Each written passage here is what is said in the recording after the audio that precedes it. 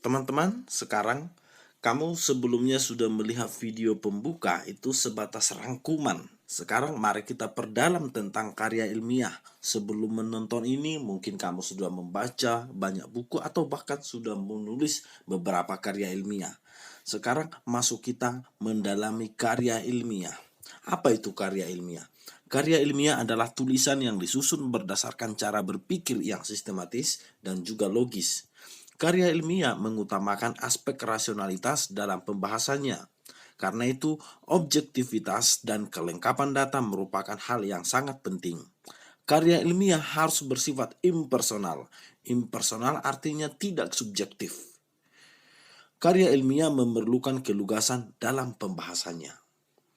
Itu sekilas tentang gambaran umum apa itu karya ilmiah.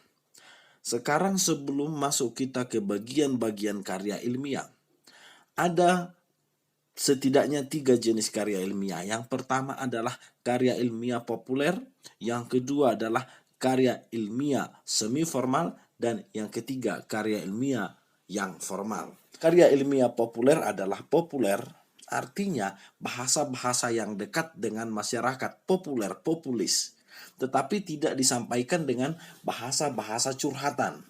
Ini sering kita temukan di koran-koran dengan kolom tajuk rencana atau kolom opini, karena ini berdasarkan pendapat para ahli.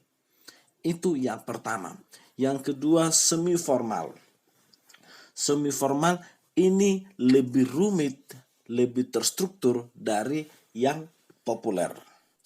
Yang formal ini jauh lebih rumit lagi, lebih lengkap. Kamu bisa melihat di layarmu bahwasannya ada perbedaannya. Perbedaan yang paling pokok adalah bahwasannya yang formal itu membutuhkan tim pembimbing, persetujuan. Artinya ini akan diujikan. Biasanya ini ada dalam skripsi, tesis, dan disertasi. Sekarang kembali kita masuk ke bagian-bagian karya ilmiah. Dulu sekali mungkin kamu mendengar bahwa karya ilmiah itu bab 1, bab 2, bab 3. Di mana bab 1 adalah pendahuluan, bab 2 isi, bab 3 pembahasan. Itu betul. Cuma itu adalah dalam bentuk yang semi formal. Yang lebih dalam lagi tentu ada yang lebih kompleks lagi. Di mana yang lebih kompleks biasanya memuat pendahuluan, kerangka teoritis, metodologi penelitian, deskripsi dan hasil penelitian, serta yang terakhir simpulan dan saran. Masuk kita bahas satu persatu. Pendahuluan. Dalam pendahuluan biasanya yang dibahas adalah latar belakang masalah, kenapa judul itu diangkat. Ada masalah yang akan dirumuskan, itu perumusan masalah. Lalu tujuan penelitian. Lebih lengkap lagi sebenarnya ada manfaat dari penelitian. Itu masalah pendahuluan. Selanjutnya kerangka teoretis. Teori. Disebut juga kajian pustaka atau teori landasan. Tercakup pula dalam bagian ini adalah kerangka pemikiran dan hipotesis. Tinjauan pustaka berarti ada karya serupa yang harus kita bahas. Kita ambil teori-teori yang sesuai dengan topik yang sedang kita angkat. Ada teori-teori landasan tentang pendidikan misalnya, kita ambil teori pendidikan. Lalu bagaimana membuat kerangka pemikiran dan hipotesis? Yang pertama adalah kita mengkaji teori-teori ilmiah yang akan kita gunakan dalam analisis. Setelah itu kita membahas mengenai penelitian-penelitian lain yang relevan dengan topik yang kita angkat. Karena bisa saja sama tapi objeknya berbeda. Penelitian dilakukan di sekolah X dengan metode yang sama, lalu sekarang kita berencana membuat metode yang sama juga tetapi bukan di sekolah X tetapi di sekolah Y. Itu kira-kira maksudnya. Lalu penyusunan kerangka berpikir dalam pengajuan hipotesis dengan mempergunakan premis-premis. Premis-premis yang kita gunakan itu juga adalah kita angkat dari penelitian sebelumnya yang relevan, yang setipe dengan penelitian kita. Hanya saja sasaran penelitian kita berbeda. Jika buku yang kita acu, landasan teori yang kita acu, penelitian yang kita acu adalah tentang meneliti topik tertentu di sekolah X, maka hari ini kita meneliti di sekolah Y. Apakah di sekolah X akan sama dengan di sekolah Y? Kira-kira begitu. Lalu perumusan hipotesis. Selanjutnya metodologi adalah pengetahuan tentang metode-metode ataupun uraian tentang suatu metode. Metodologi penelitian dalam hal ini diartikan sebagai prosedur atau tahap-tahap penelitian mulai dari persiapan, penentuan sumber data, pengolahan sampai pada pelaporan hasil penelitian kita. Jenis metodologi penelitian setidaknya ada 3. Metode deskriptif. Kita hanya mendeskripsikan, kita tidak melakukan apa-apa saja. Kita datang meneliti tanpa melakukan apa-apa. Kita hanya mengangkat data-data yang nampak di data. Kalau jelek, kita angkat jelek. Kalau bagus, kita angkat bagus.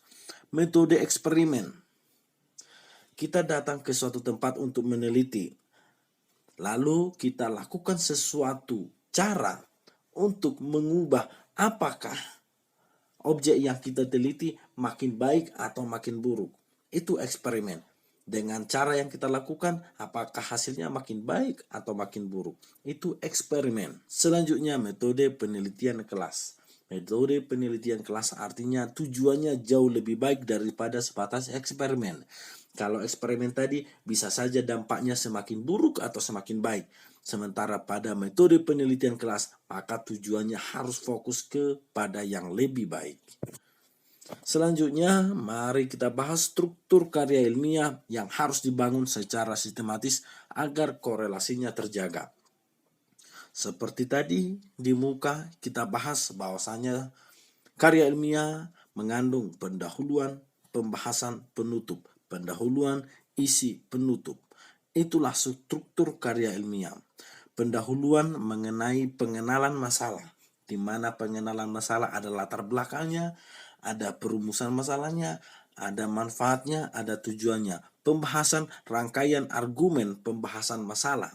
Tentu dalam membahas masalah ini ada teori yang kita gunakan. Makanya tadi ada kerangka teoritis. Lalu yang terakhir penutup. Dalam penutup ini kita memberikan kesimpulan hasil dari penelitian kita. Lalu ada saran. Ciri-ciri kebahasaan karya ilmiah. Karena karya ilmiah, maka tentu bahasa yang digunakan adalah kata-kata yang baku. Karena karya ilmiah tentu harus didukung dengan kalimat-kalimat ilmiah. Kalimat-kalimat ilmiah didukung dari kata-kata ilmiah. Maka kata-katanya harus baku. Maknanya lugas. Arti lugas di sini adalah tidak konotatif, tetapi denotatif. Bermakna itu langsung. Lalu penggunaan istilah-istilah yang bersesuaian dengan topik yang sedang diangkat. Langkah-langkah menyusun karya ilmiah adalah yang pertama menentukan topik, masalah isu, lalu menyusun kerangka tulisan, mengumpulkan bahan, mengembangkan kerangka, lalu yang terakhir bisa juga melakukan editing. Demikian pembelajaran kita hari ini tentang karya ilmiah.